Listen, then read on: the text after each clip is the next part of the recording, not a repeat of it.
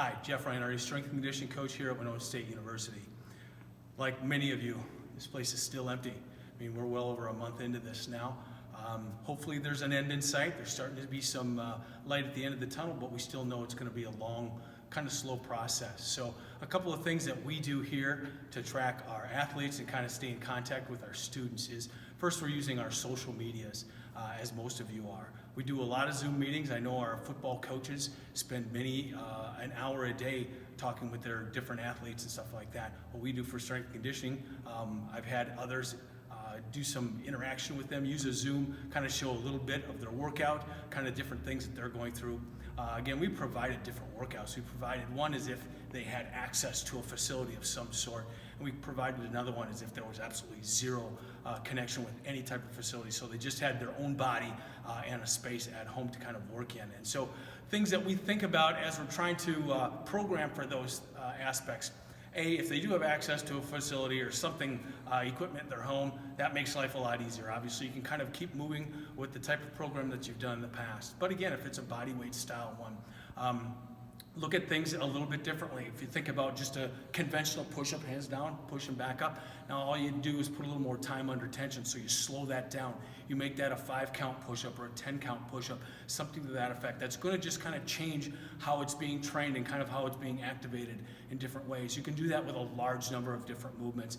We tried to vary up between some jumping, some push-ups, some throwing some punches, just a variety of different ways to kind of get after. You end up using very similar movements, but just a different way to kind of approach the body and make it react and adjust and adapt in a wide variety of different manners. So that's some of the programming pieces that we've looked at.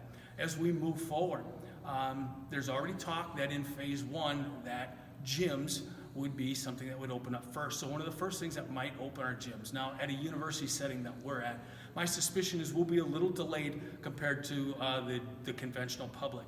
But we need to, in our minds, and then out to the different schools, we also work at high schools as well. We need to start coming up with a thought process as how we're going to manage that. Are we going to have to continue with the social distancing? Are we going to have to kind of look at limited numbers in the facility? Start thinking about that now. Start putting that programming thought process in motion at this time frame. It's going to take a little bit more time to think about something that we probably have never had to do in the past. But I think once we start moving in that direction, we'll adjust really quickly to those things. But again, we just look at a lot of different ways that we stay in contact, different type of programming ideas. As we move forward, once they get back in here, we'll be back to status quo. But we'll use a lot of the things that we've learned through this kind of this strange period to move forward with some of our workouts and to give them the ability that when they are gone off, whatever the case might be, that they'll have a variety of things that they can do, no matter if they have limited facility or nothing at all. One thing that helps also kind of keep them active is we've had some people take some video about what they've been doing when they've been off. One of our players actually put together a complete workout set himself. He had some 2x4s, put a bench together, put a squat rack together, found some different components really very cheaply or completely free, and really kind of cobbled together a really cool little facility in his own place. If you want to reach out to your athletes and kind of look at what are they doing to kind of bounce some of those things, they may have a great idea that they're doing all by themselves in their own little home where they could share it with everybody. It's kind of fun, makes it exciting.